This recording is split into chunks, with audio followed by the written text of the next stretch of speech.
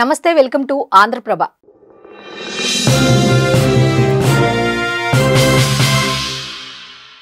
చాలా మంది నేటి కాలంలో డబ్బు సంపాదిస్తున్నారు. ఎలా అయినా ఒక ఉన్నత స్థాయికి వెళ్ళాలి అని సంపాదిస్తున్నారు. కానీ ఎక్కడ ఇన్వెస్ట్ చేయాలి, ఎలా దాచుకోవాలి అనే విషయంలో అయితే సందిగ్ధంలో ఉంటున్నారు. మరి ఎక్కడ ఇన్వెస్ట్ చేస్తే బాగుంటుంది, ఉన్న రూపాయిని 100 రూపాయలు చేయటం ఎలా అనే దాని మీద సలహాలు ఇచ్చేందుకు ఈ రోజు స్టూడియోలో మనతో పాటు ఉన్నారు వెల్ది చక్రధర్ గారు. సార్ నమస్తే. నమస్తే అండి. ఎలా ఉన్నారు సార్? బాగున్నాను, థ్యాంక్ యూ. సార్ నేటి కాలంలో చాలా మంది ఏం చెప్తున్నారంటే డబ్బులైతే సంపాదిస్తున్నారు. ఎలా అంటే సంపాదించిన డబ్బుని ఎక్కడ ఇన్వెస్ట్ చేయాలి అనేది ఎవరికి ఒక అవగాహన అయితే ఉండట్లేదు. ఈవెన్ చదువుకోని వాళ్ళ దగ్గర నుండి చదువుకున్న వాళ్ళ వరకు కూడా ఒక స్థాయిలో ఉన్న వాళ్ళకు కూడా చాలా మందికి అవగాహన అయితే ఉండట్లా. సో అసలు ఈ ఇన్వెస్ట్మెంట్ పాత్ర ఏమిటి జీవితంలో అనేది, ఇన్వెస్ట్మెంట్ అంటే ఏమిటి? ఇన్వెస్ట్మెంట్ అంటే పొదుపు, అందరికి తెలిసిందే. అవును, ప్రతి ఒక్కళ్ళు పొదుపు చేసుకోవాలి ఫ్యూచర్ కోసం. మనం సంపాదించే కాలం కేవలం 60 ఏళ్ళే ఉంటుంది. కానీ ఇప్పుడు గణాంకాలు చెప్తున్నాయంటే ఇప్పుడున్న అడ్వాన్స్ టెక్నాలజీ వల్ల ఈ మెడికల్లో అందరికీ ఒక ఆయుష్ పెరిగింది. ఇప్పుడు ఒకప్పుడు ఏంటంటే 1960s కానివ్వండి, 1970s కానివ్వండి, ఈవెన్ డెంగ్యూ, టైఫాయిడ్, మలేరియా లాంటి జ్వరం వచ్చినా కూడా హోప్స్ ఉండేవి కావు. కానీ ఇవాళ టెక్నాలజీ ఎంత బాగా పెరిగిందంటే ఈవెన్ క్యాన్సర్ని కూడా అరికట్టి ముందుకెళ్తున్నాం. సో ప్రతి ఒక్కరికి లాంగివిటీ పెరిగింది. కానీ ఈ సర్వీస్ ఏదైతే ఉంటుందో మనం కొంతకాలం చేయగలుగుతాం. మేబీ 50 ఇయర్స్, 55 ఇయర్స్, 60 ఇయర్స్ చేయగలుగుతాం. కానీ బియాండ్ దట్ ఏంటి మన పరిస్థితి? మనం ఏమో వర్క్ చేయలేం. కానీ ఈ ఫుడ్, క్లోత్, షెల్టర్ అనేవి మన లైఫ్ లాంగ్ కావాల్సిందే. సో 60 ఏళ్ళ నుంచి 80 ఏళ్ళ దాకా ఏంటి పరిస్థితి అనేది ప్రశ్నార్థకంగా ఉంది. సో దానికోసమే ఇప్పుడు మనం ప్లాన్ చేసుకుంటూ కొంత అమౌంట్ దాచుకుంటూ వెళ్తే అదే భవిష్యత్తులో మనకి పెద్ద అమౌంట్ అయ్యి మన రిటైర్మెంట్ కార్పస్గా ఉపయోగపడుతుంది. అలాగే పిల్లల చదువులు కానివ్వండి, వాళ్ళ మ్యారేజ్ కానివ్వండి. చూడండి, ప్రైమరీ ఎడ్యుకేషన్ అంటాం అంటే ఎల్కేజీ నుంచి ఒక 5th క్లాస్ దాకా. సెకండరీ ఎడ్యుకేషన్ ఉంటుంది 6th క్లాస్ నుంచి 10th క్లాస్ దాకా. అంతవరకు ఫీజులు పెద్దగా ఎక్కువ ఉండవు. మహా అయితే నెలకి 2,000, 3,000 ఉంటాయి. కానీ ఎప్పుడైతే ఇంజనీరింగ్ కానివ్వండి, మెడిసిన్ కానివ్వండి, అట్లాంటి పెద్ద చదువులు చదివిస్తాం పిల్లల్ని, అప్పుడు ఒక్కసారిగా మనం పెద్ద అమౌంట్ తేవాల్సి వస్తుంది. సో ఒక్కసారిగా పెద్ద అమౌంట్ మనం తేలేం. కాబట్టి మొదటి నుంచి కూడా వాళ్ళ పిల్లలు ఎల్కేజీలో ఉన్నప్పుడే వాళ్ళ ఫ్యూచర్ కోసం కూడా మనం కొంత అమౌంట్ని సేవ్ చేయాల్సి వస్తుంది. అలాగే ఆడపిల్లలు ఉంటే పెళ్లి కోసం కానివ్వండి, ఇట్లా భవిష్యత్తులో ఉండే మన ఖర్చులని ముందే పసిగట్టి వాటికి అనుగుణంగా మనం ఇన్వెస్ట్మెంట్ చేస్తేనే అది పెట్టుబడి. సో అది ఎక్కడ చేయాలి అనేది పెద్ద ప్రశ్న. ఇప్పుడు చూడండి, మనం ల్యాండ్ అప్పట్లో పూర్వకాలంలో ల్యాండ్ కొనేవాళ్ళు, గోల్డ్ కొనేవాళ్ళు. ఇప్పుడు చూస్తే గోల్డ్ 1,00,000 రూపాయలు దాటిపోయింది. అందరం వరల్డ్ 1,00,000 ఉండిపోయింది. ల్యాండ్ చూసినా కూడా చాలా పెద్ద అమౌంట్లు అయిపోతున్నాయి. సో ఇప్పుడున్న జనానికి ఏది బెస్ట్ ఇన్వెస్ట్మెంట్ అని చూస్తే ఇన్సూరెన్స్ పాలసీస్ చేస్తారు కొంతమంది. కాకపోతే ఇన్సూరెన్స్ పాలసీలు ఏంటంటే ఒక బాండేజ్ ఉంటుంది, అంటే 15 ఇయర్స్ లాకింగ్ పీరియడ్ ఉంటుంది, 20 ఇయర్స్ కట్టాలి మినిమం అంటారు. సో అలా బాండ్ లాగా లేకుండా ఫ్రీగా ఉండే ఇన్వెస్ట్మెంట్ ఏదన్నా ఉందంటే అది మ్యూచువల్ ఫండ్స్. సో ఇది స్టాక్ మార్కెట్ రిలేటెడ్గా ఉంటుంది.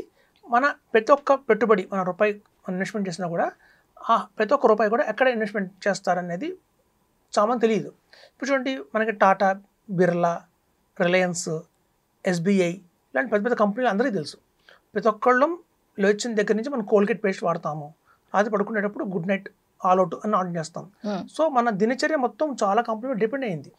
అమూల్ మిల్క్ కావచ్చు, ఇట్లా ప్రతి ఒక్క రేమండ్స్ బట్టలు కావచ్చు. ఇట్లా చూస్తే మనం ప్రతినిత్యం కూడా మనం తెలియకుండానే 30 to 40 కంపెనీస్ మీద డిపెండ్ అయ్యాం మనం. సో మన పెట్టుబడి ప్రతిదీ కూడా అట్లాంటి 30 నుంచి 40 కంపెనీలు మనం అయితే వాడుకలో రోజు వాడతామో అట్లాంటి వాటిలోనే ఇన్వెస్ట్మెంట్ జరుగుతుంది. సో చూడండి, ప్రతి ఒక్కళ్ళకి టీ పొడి కావాలి, లేవగానే టీ తాగుతారు, చక్రా గోల్డ్ టీ తాగుతారు. ఇవాళ చక్రా గోల్డ్ టీ చూస్తే మనకి 50 రూపాయల దాకా ఉంది ఇచ్చిన డబ్బా. అది 50 రూపాయలుగానే ఉంటుందంటే ఉండదు, అది పెరుగుతూ మనం పెద్ద అయ్యేసరికి అది కూడా 200 దాకా అవుతుంది. సో వాళ్ళకి అందులో ఒక ప్రాఫిట్ అనేది వస్తుంది, ఆ కంపెనీకి ఒక ప్రాఫిట్ అనేది వస్తుంది. సో మనం కూడా ఒక 1,000 రూపాయల నుంచి 2,000 రూపాయల దాకా అలాంటి కంపెనీ షేర్లు కొనుక్కుంటూ వెళ్తే వాళ్ళతో పాటు మనకు కూడా ప్రాఫిట్ వస్తుంది. ఆ ప్రాఫిట్ మనకు కూడా షేర్ చేస్తారు. సో తద్వారా మనం కూడా లాభాలు పొందొచ్చు. సో ఇప్పుడున్న పరిస్థితిలో కాలం మారింది కాబట్టి ఒకప్పుడు లాగా ల్యాండ్, గోల్డ్ కొనలేం. కాబట్టి 2000లో చూస్తే మీకు గోల్డ్ 10,000 ఉండేది, 10 గ్రాములు 10,000 ఉండేది ఆ రోజుల్లో. మరి ఇవాళ అలా లేదు. సో అట్లా ఇవాళ కూడా 10,000 రూపాయలు ఇన్వెస్ట్మెంట్ చేయగలిగే కెపాసిటీ ఉన్నప్పుడు ఎక్కడ చేయొచ్చు అంటే మనకు మ్యూచువల్ ఫండ్స్ ఒకటే బెస్ట్ ఆప్షన్ అని తెలుస్తుంది. సో షేర్స్ అనేసరికి ఏంటంటే సామాన్యం తెలియదు, ఏ షేర్ కొనాలి, ఏ షేర్ అమ్మాలి, ఎప్పుడు కొనాలి, ఎప్పుడు అమ్మాలి. సో దీనికంటే ఒక ఫండ్ మేనేజర్ ఉంటారు, వాళ్ళు బాగా కొంచెం తెలివిగా ఉంటారు. వాళ్ళకి కప్పు చెప్తే మన రోల్ని వాళ్ళు ప్లే చేస్తారు, బాగానే షేర్స్ కొని అమ్మి వాళ్ళు చేస్తారు. అలా మ్యూచువల్ ఫండ్స్ అంటే ఏంటంటే మొత్తం ప్రపంచంలో ఉన్న ఇండియాలో ఉన్న అందరి దగ్గర మ్యూచువల్గా కలెక్ట్ చేసి ఫండ్ని ఆ ఫండ్తోనే వాళ్ళు షేర్లు కొంటారు కాబట్టి అది మ్యూచువల్ ఫండ్స్ అయింది. ఓకే. సో ప్రతి ఒక్కళ్ళు కూడా డైరెక్ట్గా కొనలేరు కాబట్టి ఈ వయా మ్యూచువల్ ఫండ్స్ ద్వారా కూడా మనం పెట్టుబడి చేయొచ్చు. ఎవరికైతే మినిమంగా 5 ఏళ్ళు ఆగుతామో చూడండి, వ్యాపారం అనగానే ఉడురుగులు ఉంటాయి. ఇప్పుడు శాలరీ జాబ్ అనుకోండి, నెల తిరగకుండా జీతం వస్తుంది. కానీ బిజినెస్ అలా కాదు, ఒక నెల బాగా నడుస్తుంది, ఒక నెల నడవదు, ఒక సంవత్సరం బాగా ఉంటుంది, ఒక సంవత్సరం బాగా ఉండదు. సో ఇట్లా ఉడుగుడుగులు అయితే ఉంటాయి, కానీ లాభాలు అయితే వస్తాయి. కాబట్టి ప్రతి ఒక్కరికి ఏం చెప్పేది ఏంటంటే మినిమం 5 సంవత్సరాలు మినిమంగా ఇన్వెస్ట్మెంట్ చేసుకుంటూ వస్తే కనుక వీటిలో మంచి లాభాలు అయితే పొందొచ్చు.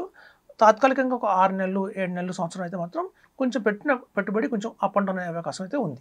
ఓకే సార్, మ్యూచువల్ ఫండ్స్ అనగానే ఈ లంసమ్ అని లేకపోతే సిప్ అనే వర్డ్స్ ఎక్కువగా వింటాం. అసలు లంసమ్ అంటే ఏమిటి, సిప్ అంటే ఏంటి, దేంట్లో ఇన్వెస్ట్ చేస్తే బెటర్గా ఉంటుందంటారు? దీనికి మంచి ఎగ్జాంపుల్ ఏంటంటే బ్యాంక్ అమ్మ. బ్యాంక్లో ఒక 2 రకాల ఇన్వెస్ట్మెంట్లు ఉంటాయి. ఒకటి ఏంటంటే ఫిక్స్డ్ డిపాజిట్ అంటారు. బ్యాంక్లో ఎఫ్డి చేసాము మేము అని చెప్తారు చాలా మంది. అంటే ఎంత చేశారా అని అడిగితే మీరు ఒకవేళ మేము ₹1,00,000 పెట్టుబడి పెట్టామండి బ్యాంక్లో, ఫిక్స్డ్ డిపాజిట్ చేసామంటారు. కానీ అందరి దగ్గర ₹1,00,000 పాసిబిలిటీ ఉందా? ఉండదు. సో అలా అని గవర్నమెంట్ ఏం చేసిందంటే బ్యాంక్ వాళ్ళు ఆర్డి అని పెట్టారు ఒకటి, అంటే రికరింగ్ డిపాజిట్. ఆ రికరింగ్ డిపాజిట్లో మనం ప్రతి నెల ₹100, 200, 300 కూడా మనం దాచుకోవచ్చు. సో అట్లా మనం కాక 5 సంవత్సరాలు రికరింగ్ డిపాజిట్ వేస్తే ప్రతి నెల అది ఫిక్స్డ్ డిపాజిట్ లాంటిదే, దాని మీద కూడా ఇంట్రెస్ట్ ఇస్తారు. సో బ్యాంకులో ఉండే ఆర్డిఏ మ్యూచువల్ ఫండ్స్లో ఎస్ఐపి అంటారు. SIP systematic investment plan. ఈ లంసమ్ అనేది ఏదైతే ఉందో మ్యూచువల్ ఫండ్స్లో అదే బ్యాంక్లో ఎఫ్డి లాగా, ఫిక్స్డ్ డిపాజిట్ లాగా ఒకసారి పెట్టడం అంతే.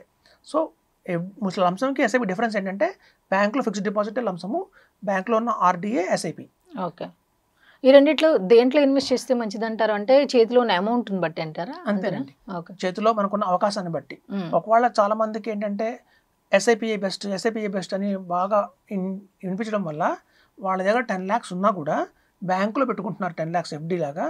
మ్యూచువల్ ఫండ్స్లో ఏమో ఎస్ఐపిఐ చేస్తున్నారు, అది కరెక్ట్ కాదు. అంటే మీరు ఇందాక అన్నట్టుగా ఇప్పుడు బ్యాంకులో ఎఫ్డి చేయటం కన్నా ఈ లంసంలోనే పెట్టుకోవడం బెటర్ అని చాలా మంది చెప్తున్నారు, మీరు కూడా అంటున్నారు. ఏ విధంగా అది బెటర్ అవుతుంది? బ్యాంకులో ఏమవుతుందంటే మనకి ఫిక్స్ అయిపోతుంది ఒక రేట్ ఆఫ్ ఇంట్రెస్ట్. ఓకే, మనకి 6%. ఇప్పుడు చూడండి, ఒక శాలరీ ఎంప్లాయీ అనుకోండి, శాలరీ ఎంప్లాయీకి చెప్తారు, బాబు శాలరీ నీ జీతం ఇంత, నెలకి నీకు 20,000 ఇస్తాను, మార్నింగ్ 10 నుంచి సాయంత్రం 8 దాకా పని చేయాలి అంటారు. ఇక చూస్తే మీకు ఏమైంది, ఆ 20,000 అనేది ఫిక్స్ అయిపోయింది అతనికి. కొన్నిసార్లు ఓటీ కూడా చేయించుకుంటారు, ఇంకా పని అవ్వలేదు ఇంకా చేయండి అంటారు, సండేస్ రమ్మంటారు, శనివారం రమ్మంటారు, ఆదివారం రమ్మంటారు, పని కాకపోతే. కానీ జీతం ఎంత ఇస్తారు? 20,000 ఇస్తారు. ఎందుకు? ఆ ఒప్పందం ఏదైతే ఉందో ఇద్దరు మధ్య ఆ ఒప్పందానికి ఫిక్స్ అయినట్టు 20,000 శాలరీ ఇస్తారు పెన్షన్. వచ్చే ఇయర్ ఏమవుతుంది, మహా అయితే ఒక శాలరీ పెరగచ్చు తగ్గచ్చు. సో ఫిక్స్డ్ అయిపోయింది. సో అట్లాగే ఈ బ్యాంకులో ఏమవుతుందంటే ఫిక్స్డ్ డిపాజిట్లో మీకు 6.8% అని చెప్తారు, పోనీ 7% అని చెప్తారు. ఇక్కడ ఏమైంది, ఆ పర్సంటేజ్ అనేది ఫిక్స్ అయిపోయింది అంతే, మీరు ఆ ఇయర్కి అంతే ఇంట్రెస్ట్. కానీ వ్యాపారం అలా కాదు. వ్యాపారంలో మీరు పెట్టండి ఒక 10,000, మీకు వస్తే ఆ లాభాలు 20,000 కూడా రావచ్చు, 30,000 కూడా రావచ్చు. సో ఒక ఫిక్స్ అనేది లేదు ఇక్కడ. సో అట్లాగే మ్యూచువల్ ఫండ్స్లో కూడా ఏంటంటే మనం చేస్తున్న వ్యాపారం కాబట్టి 7% రేట్ ఆఫ్ ఇంట్రెస్ట్ మనం ఫిక్స్ అయిపోవట్లా. మనం అవకాశం ఉంటే 12%, 15%, 20% ఇచ్చే అవకాశం కూడా ఉంటుంది మార్కెట్ వల్ల. సో అదే అత్యధిక లాభం. బిజినెస్ లాంటిది మ్యూచువల్ ఫండ్స్ అంటే, బిజినెస్ ఇన్వెస్ట్మెంట్. మీకు శాలరీ లాగా బ్యాంక్ ఎఫ్డి అంటే ఒక శాలరీ ఫిక్స్ అయిపోతుంది అంతే. రేట్ ఆఫ్ ఇంట్రెస్ట్ 6 అంటే 6. ఓకే, ఇప్పుడు మీరు బ్యాంక్లో ఎఫ్డి కన్నా ఇన్వెస్ట్మెంటే బెటర్ అంటున్నారు. ఇక మరి ల్యాండ్ విషయానికి వస్తే ఇప్పుడు ల్యాండ్ కొనటం కన్నా కూడా ఇన్వెస్ట్మెంటే బెటర్ అంటారా?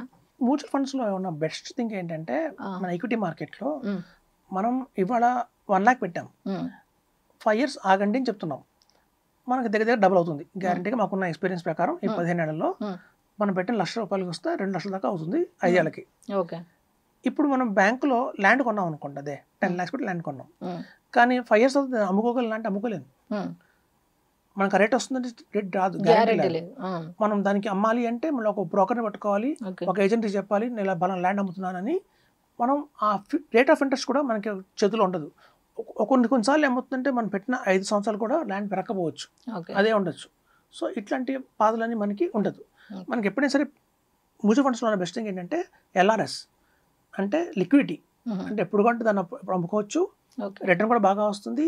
Security exchange board of India ఏదైతే ఉందో గవర్నమెంట్ బాడీ, అలాగే అసోసియేట్ మ్యూచువల్ ఫండ్ ఇండియా యాంపీ అంటారు దాన్ని, ఆ 2 గవర్నమెంట్ బాడీలు కంట్రోల్ చేస్తున్నాయి కాబట్టి మన సేఫ్టీ ఉంది. మనకి ల్యాండ్లో సేఫ్టీ లేదు. మనం కొంటాం పేపర్లను తీసుకొని, కానీ ఏదైనా లిటిగేషన్ వచ్చినా కూడా మన కోర్టు కేసు వెళ్ళిందంటే 20 ఏళ్ళు పడుతుంది. సో అట్లాంటి ప్రాబ్లమ్స్ అన్ని కూడా మన ఇందులో లేవు.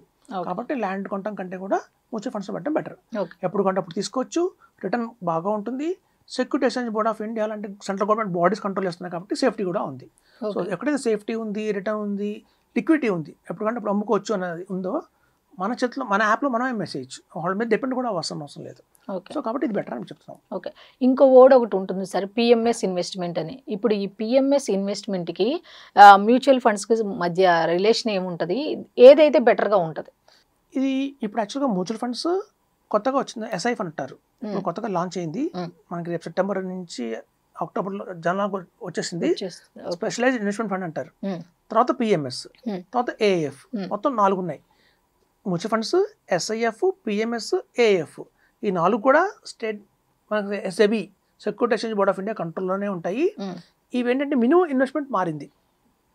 మ్యూచువల్ ఫండ్స్లో అనుకోండి మనం మినిమం 1 lakh ఇన్వెస్ట్మెంట్ చేయొచ్చు, 50,000 ఇన్వెస్ట్మెంట్ చేయొచ్చు, లేదా 25,000 కూడా పెట్టచ్చు. సో ఒక లిమిట్ అనేది లేనిది, మినిమం లిమిట్ లేనిది మ్యూచువల్ ఫండ్స్. కానీ ఎస్ఐఎఫ్ అని కొత్తగా వచ్చింది ఏదైతే ఉందో మినిమంగా పెట్టాల్సింది 10 lakhs. 10 lakhs ఉంటే కానీ మనం ఎస్ఐఎఫ్ చేయలేం. అలాగే పిఎంఎస్ ఏదైతే ఉందో పోర్ట్ఫోలియో మేనేజ్మెంట్ సర్వీసెస్ అనేది మినిమంగా పెట్టాల్సింది 50 lakhs పెట్టాలి. 50 లక్షలు ఉంటే కానీ మనం పిఎంఎస్ చేయలేం. తర్వాత ఏఎఫ్ అల్టిమేట్ అది ఎలా ఉంటుందంటే మనకి మినిమం వచ్చి 1 crore ఉంటుంది. ఇప్పుడు చూడండి, ఉదాహరణ చెప్తా. మీరు ఒక మారుతి కారు కొందామని షోరూమ్కి వెళ్ళారు అనుకోండి. మారుతి కార్ షోరూంలోకి వెళ్ళంగానే మీకు 4 రకాల కార్లు పెడతారు. అక్కడ ఫస్ట్ ఆల్టో కార్ పెడతారు. ఎవరైతే అప్పుడప్పుడే ఉద్యోగంలో జాయిన్ అయ్యారు, కొంచెం స్టార్ట్ చేద్దాం అనుకుంటున్నాం మనం డ్రైవింగ్ అనుకున్న వాళ్ళందరికీ ఆల్టో కార్ చూపిస్తారు. అది మ్యూచువల్ ఫండ్స్ లాంటిది. నెక్స్ట్ షిఫ్ట్ వస్తుంది, నెక్స్ట్ బెస్ట్, అది మనకి ఎస్ఐఎఫ్ లాంటిది ఉంటుంది. నెక్స్ట్ వచ్చి మీకు బెలినో అంటారు, కొంచెం ఎస్యూవి లాగా వస్తుంది, అది పిఎంఎస్ అనొచ్చు. ఇంకా హైడ్ ఉంటుంది, ఎట్రిగా ఉంటుంది, అది మనకి ఏఎఫ్ లాగా అనిపించు. సో ఎట్లయితే ఒక మారుతి షోరూంలో మనకి 4 రకాల వెరైటీస్ ఉన్నాయో, ఒక ఆల్టో కారు, ఒక వ్యాగనారు, ఒక షిఫ్ట్, ఒక ఎట్రిగా అనే వేరియేషన్స్ ఉన్నాయో, అలాగే మనకి mutual funds, SIF, PMS, AF ఉంటుంది.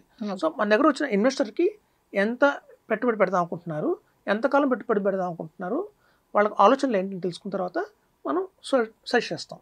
ఓకే, అన్నీ మంచివే. సో వాళ్ళకున్న దాన్ని బట్టి మనం రికమెండ్ చేయాలి. వాళ్ళకున్న ఇంట్రెస్ట్ని బట్టి, వాళ్ళ దగ్గర ఉన్న మనీ అంటే వాళ్ళ శాలరీ కానివ్వండి, వాళ్ళకి వచ్చే ఆదాయం దాన్ని బట్టి కానీ మీరు సజెస్ట్ చేస్తాం. ఎందుకంటే వాళ్ళ లైఫ్ స్టైల్స్ డిఫరెంట్ గా ఉంటాయి. ఒక సెలబ్రిటీ లైఫ్ స్టైల్ డిఫరెంట్ గా ఉంటుంది, ఒక మధ్యతరగతి కుటుంబం లైఫ్ స్టైల్ డిఫరెంట్ గా ఉంటుంది, ఒక హెచ్ఎన్ఐ అంటారు, వాళ్ళకి కొంచెం డిఫరెంట్ గా ఉంటుంది. సో వాళ్ళ లైఫ్ స్టైల్స్ ప్రకారం బట్టే వాళ్ళకి అనేది కార్పొరేట్ కావాల్సి వస్తుంది అనమాట. సో ఒక కారులో ఒక డ్రైవరు వెనకాల డాక్టర్ వెళ్తున్నప్పుడు ఇద్దరికి మనం ఒకరిలా సజెస్ట్ చేయలేము. డ్రైవర్కి తగ్గట్టుగా ఒకదానికి ఇన్వెస్ట్మెంట్ ప్లాన్ ఉంటుంది, డాక్టర్ తగ్గట్టుగా ఒక ఇన్వెస్ట్మెంట్ ప్లాన్ ఉంటుంది. సో అట్లా వాళ్ళ దాన్ని బట్టి మనం తీసుకోవాలి. ఓకే, అంటే ఇప్పుడు నేటి కాలంలో చాలా మంది చెప్తున్న మాట ఏంటంటే ఇన్వెస్ట్మెంట్ అనేది తెలిగిపోవటం అని ఇందాక మనం చెప్పుకున్నాం. సో అలాగే ఇప్పుడు ప్రతి ఫ్యామిలీకి కూడా ఆ ఎస్ఐపి అనేది కంపల్సరీ అంటారా, ఉంటే బెటర్ అంటారా? ఈ ఎస్ఐపి అనేది ఏంటంటే మనకి ఒక ఇన్వెస్ట్మెంట్ చేయాలి, మనం రాబోయే ఫ్యూచర్ కోసం కొంత అమౌంట్ దాచుకోవాలి అనే ఆ డిసిప్లిన్ ఏదైతే ఉంటుందో అది నేర్పిస్తుంది. ఇప్పుడు చూడండి, నేను ఒక నెలకు ఒక 50,000 సంపాదిస్తున్నాను అనుకుందాం.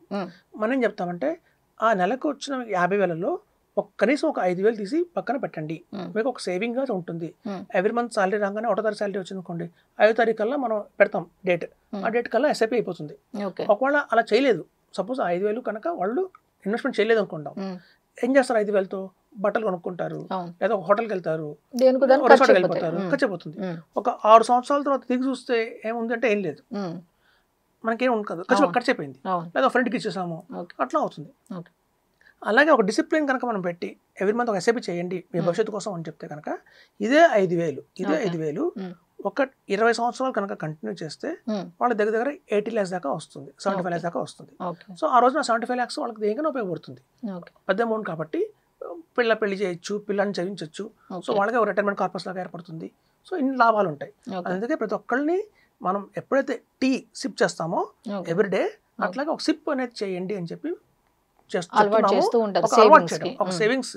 ఇప్పుడు చూడండి, మన పెద్దవాళ్ళకి గవర్నమెంట్ జాబులు ఉండేవి, సెంట్రల్ గవర్నమెంట్ జాబులు, స్టేట్ గవర్నమెంట్ జాబులు, పెన్షన్స్ ఉండేవి, ఆటోమేటిక్గా వాళ్ళు శాలరీ కట్ చేసి ఇచ్చేసేవాళ్ళు. ఈవెన్ ప్రైవేట్ ఎంప్లాయీస్ కూడా పిఎఫ్ అని కంపల్సరీగా పిఎఫ్ అని కంటిన్యూ చేస్తారు. సో తెలియకుండానే వాళ్ళు రిటైర్మెంట్ అయితే కొంచెం గ్రాట్యుటీ అని పిఎఫ్ అని ఉండేది. కానీ ఇప్పుడున్న ఈ యంగ్స్టర్స్ కి అలాంటి ఆప్షన్స్ లేవు. సో మనం వచ్చినట్టు అయిపోవడం. సో కాబట్టి మనం కనుక అలా పెట్టుకోకపోతే, క్రమశిక్షణ లేకపోతే ఆర్థిక క్రమశిక్షణ అంటారు, దానికోసమే ఎస్ఐపి. ఇది లేకపోతే మనం మొబైల్ కొనేస్తాము, తెలియకుండా ఎక్కడ చెప్పుతుంది. ఇప్పుడు మీరు అన్నట్టు ఇప్పుడు మంత్లీ ఒక 5,000 అనుకోండి, అలా ఎన్ని ఇయర్స్ కట్టాలి అనేది కట్టే వాళ్ళ మీద డిపెండ్ అయి ఉంటుందా? అంతే. లేకపోతే కంపల్సరీ ఇన్ని సంవత్సరాలు కట్టాలని రూల్ ఏం లేదు.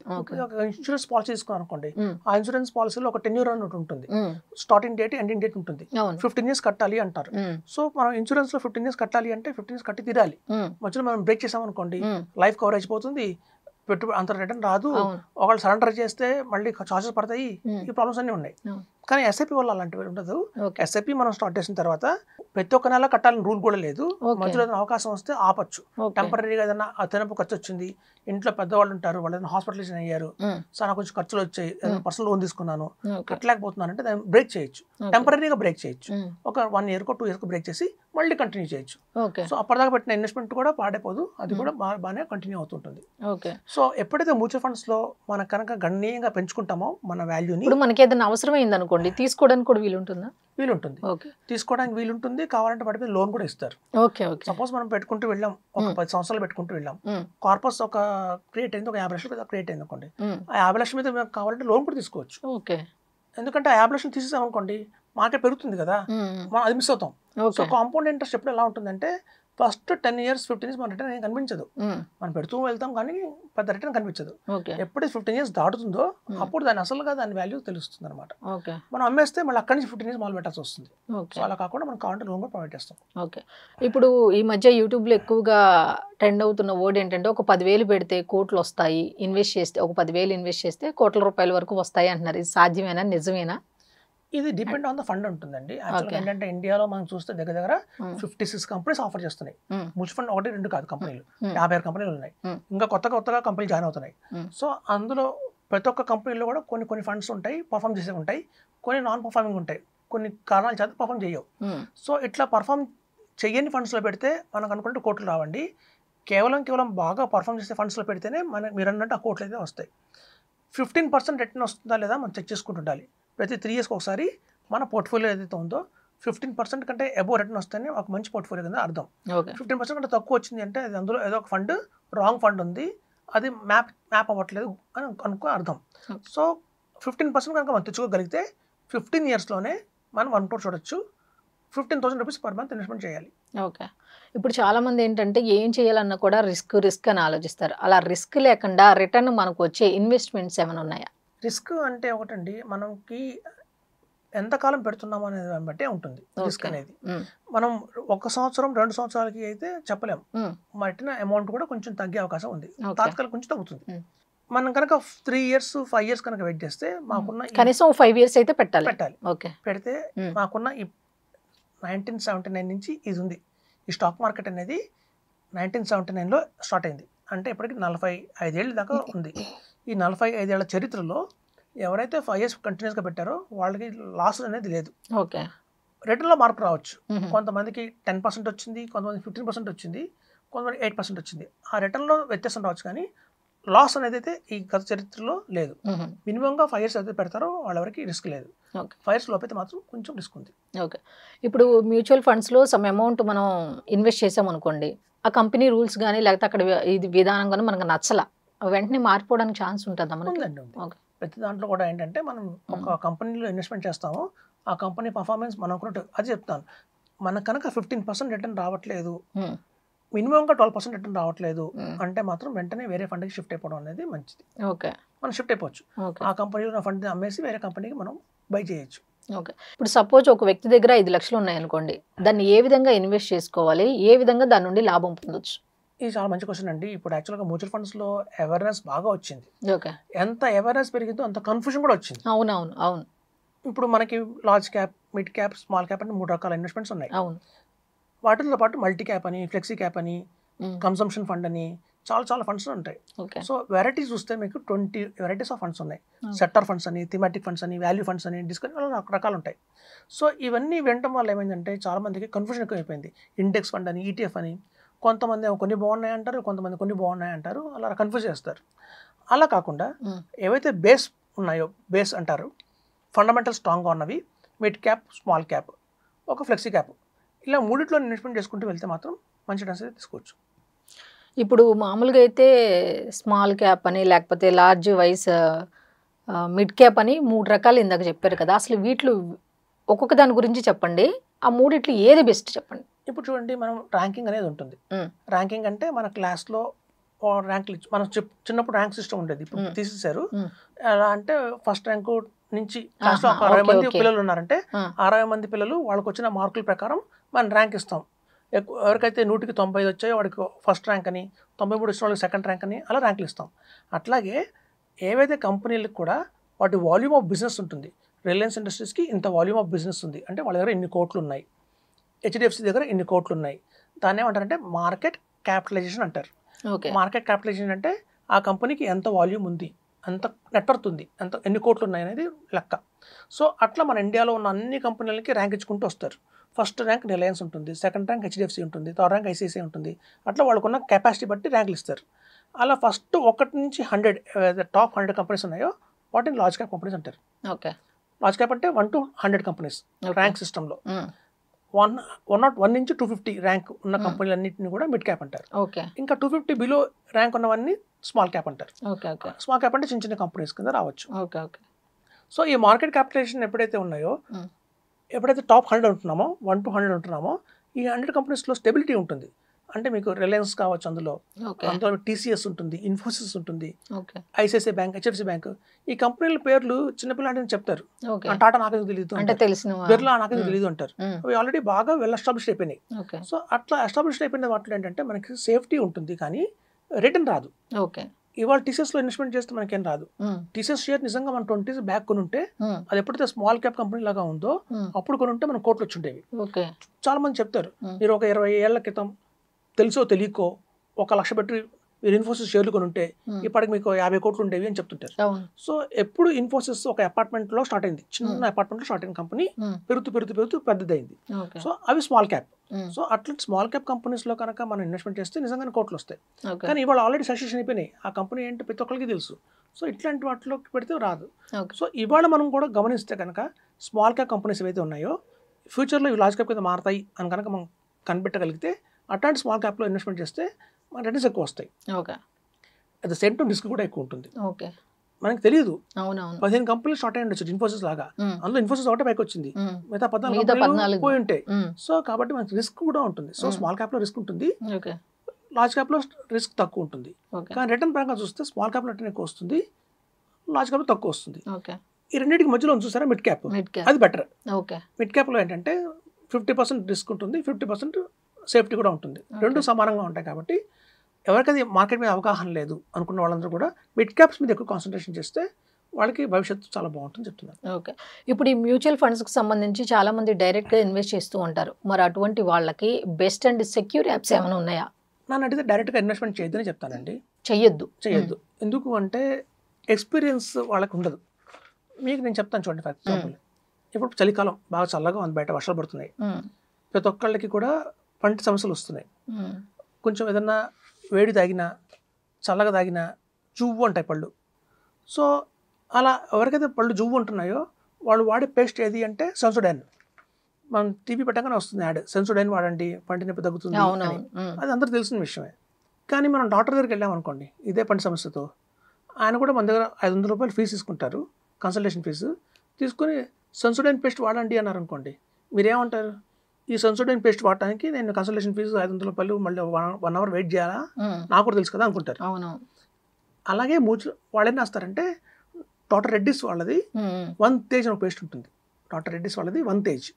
ఆ 1 తేజ్ సెన్సోడైన్ కంటే చాలా బెటర్, వెంటనే రిలీఫ్ ఇస్తుంది, దాని సైడ్ ఎఫెక్ట్స్ తక్కువ ఉంటాయి, చాలా బెస్ట్ పేస్ట్.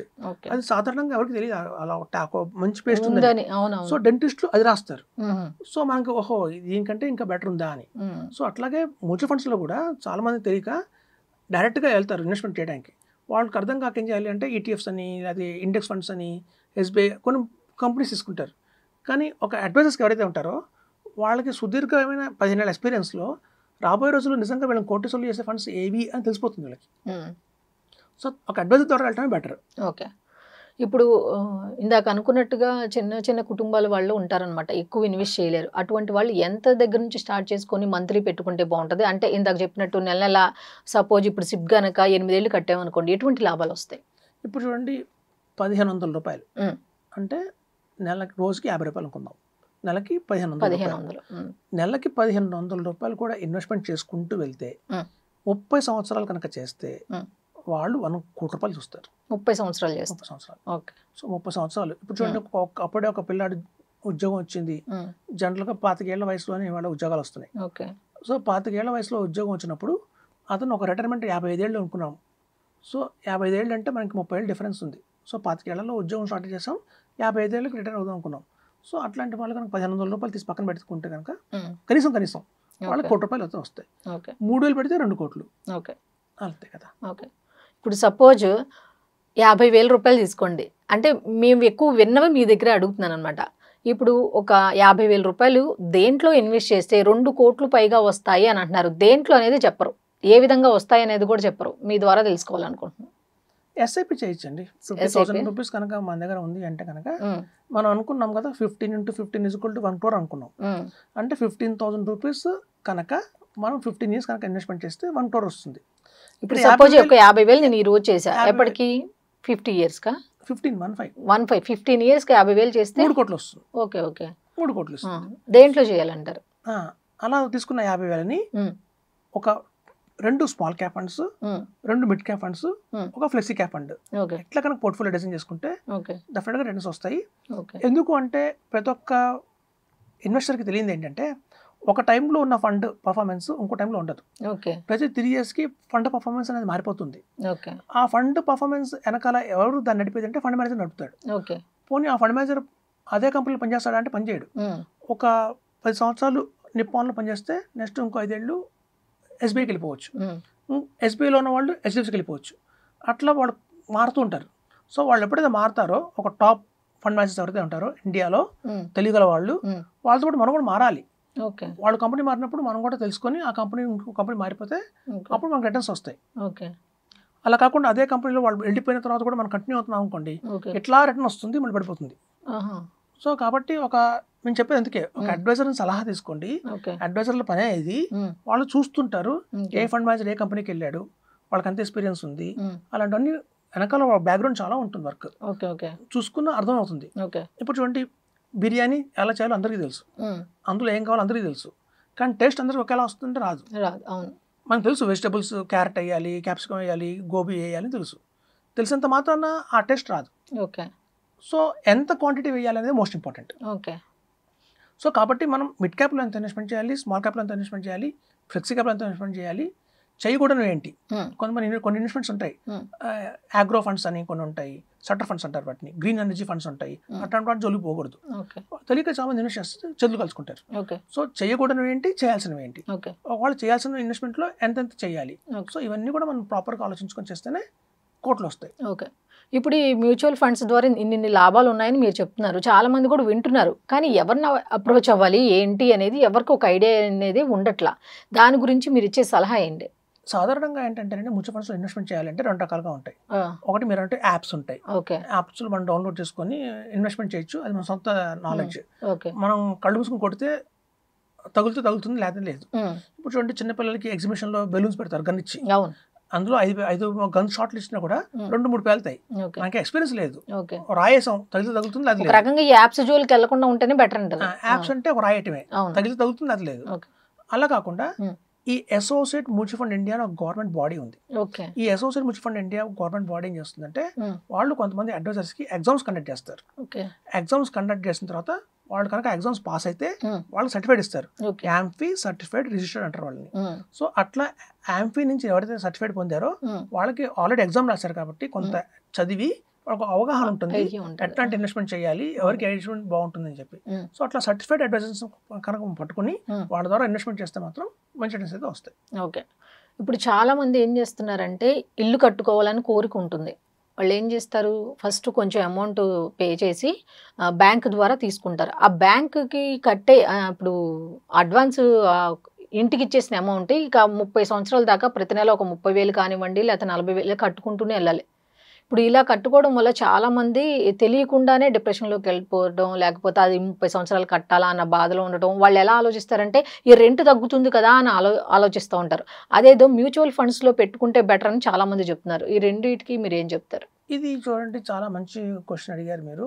చాలామంది వాళ్ళు సఫర్ అవుతున్నారు, తొందరపడి కొన్ని ఇల్లు దాన్ని ఈఎంఐ కట్టలేక సఫర్ అవుతున్నారు.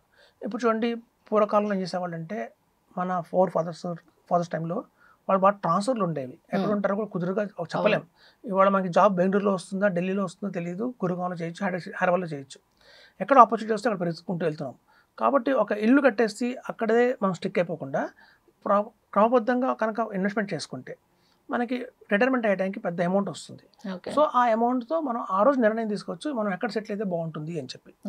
సో అక్కడ ఆప్షన్స్ మనకు తెలుస్తాయి ఆ రోజున. సో ఇప్పుడు చూడండి, గణనీయంగా డౌన్ పేమెంట్ చేయాలి. ఒక ₹1,00,000 పెట్టి ఇల్లు కొనాలంటే మనం 20 lakhs డౌన్ పేమెంట్ చేయాలి. ఒక 50 lakhs పెట్టి ఒక అపార్ట్మెంట్ కొనాలన్నా 10 lakhs డౌన్ పేమెంట్ చేయాలి. ఇదే 10 lakhs డౌన్ పేమెంట్ చేయకుండా అదే 10 lakhsని కనుక మ్యూచువల్ ఫండ్స్లో ఇన్వెస్ట్మెంట్ చేస్తే మనకి దగ్గర 10 సంవత్సరాల్లోనే దగ్గర 50 లక్షల దాకా అవుతుంది. 5 times పెరుగుతుంది. సో 20 lakhs పెడితే 1 crore వచ్చింది. సో మనం 10 years తర్వాత కూడా 1 crore చేతిలో వస్తుంది. అప్పుడు ఆ రోజున్న సందర్భం బట్టి మన పిల్లలు ఎక్కడ చదువుకుంటున్నారు, వాళ్ళకి ఏంటి అనేది తెలుస్తుంది. వాళ్ళు ఏ లైన్లో వెళ్తున్నారు, సాఫ్ట్వేర్ వెళ్తున్నారా, డాక్టర్ వెళ్తున్నారా అనేది తెలుస్తుంది. లేదా ఏదైనా సొంతంగా బిజినెస్ అనుకుంటున్నారా ఒక ఐడియా వస్తుంది. సో దాని ప్రకారం కూడా మనం తీసుకునే నిర్ణయం బాగుంటుంది. ఒకటి ఏంటంటే, చాలా మంది తొందరపడి 25 yearsకి 30 yearsకి కూడా ఇవాళ జాబ్ వచ్చేస్తున్నాయి. వాళ్ళ సాఫ్ట్వేర్ జాబ్ 22 years అవగానే క్యాంపస్ ఇంటర్వ్యూలు వెళ్ళేసి వాళ్ళు TCS, ఇన్ఫోసిస్లో జాబ్స్ చేస్తున్నాయి. ఎప్పుడైతే 23-24 years రాగానే వాళ్ళకి శాలరీ బాగుంది అనుకోండి, సపోజ్ వెంటనే బ్యాంక్ వాళ్ళు కాల్ చేసి మీకు ఎలిజిబిలిటీ ఉందండి, ఇల్లు కొనేసుకుని అంటారు. ఇప్పుడు చూడండి, ఏదైనా ఫ్లాట్స్ తీసుకుందాం మనం. ఒక ఫ్లాట్కి ఒక లాంగిడిటీ ఏదైతే ఉంటుందో 30 ఏళ్ల కంటే ఉండదు. మీరు ఎంత క్వాలిటీ కన్స్ట్రక్షన్ అపార్ట్మెంట్ తీసుకున్నా 30 ఏళ్ల కంటే దానికి క్వాలిటీ ఉంటుంది. మనం 30 yearsకే కొన్నాం అనుకోండి ఇల్లు, మనం 60 ఏళ్ళకి రిటైర్ అవుతాం. మనతో పాటు ఆ ఇల్లు రిటైర్ అవుతుంది. 30 ఏళ్ళ తర్వాత ఆ ఇల్లు కూడా మనం సపోర్ట్ చేయదు, అన్ని రిపేర్లే వస్తుంటాయి. 60 ఏళ్ళు వచ్చాక మళ్ళీ మనకి లోన్లు ఎవరు కొనుక్కోవడానికి, ఇంకా అదే ఇంట్లోనో మనకు కష్టంగా ఉంటుంది. కాబట్టి అలా చేయకుండా 50 years వస్తే మనకు ఐడియా వస్తుంది ఎక్కడ సెటిల్ అవుతున్నాం మనం అని చెప్పి. సో ఈ 30 నుంచి 50 years గ్యాప్ ఏదైతే ఉందో 20 years మనం కనుక మంచిగా ప్లాన్ చేసుకుంటే, ఒక SIP ద్వారా గానో లంసన్ ద్వారా గానో ఇన్వెస్ట్మెంట్ చేసుకుంటే మనం 50 ఏళ్ళకి లోన్ లేకుండా కూడా కొనుక్కోవచ్చు. మనం 3-4 crores క్రియేట్ చేసాం అనుకోండి, వెల్త్ వితౌట్ లోన్ కొనుక్కోవచ్చు. సో కాబట్టి ఎప్పుడు తొందరపడి కొనకండి, ఎందుకంటే మనతో పాటు అది కూడా రిటైర్ అయిపోతుంది, యూజ్ ఉండదు. ఓకే, థ్యాంక్ యూ అండి. థ్యాంక్ యూ అండి. చూసారు కదా, ఇది ఈనాటి స్పెషల్ ఇంటర్వ్యూ. మళ్ళీ మరో ఇంటర్వ్యూలో కలుద్దాం. అంతవరకు సెలవు, నమస్కారం.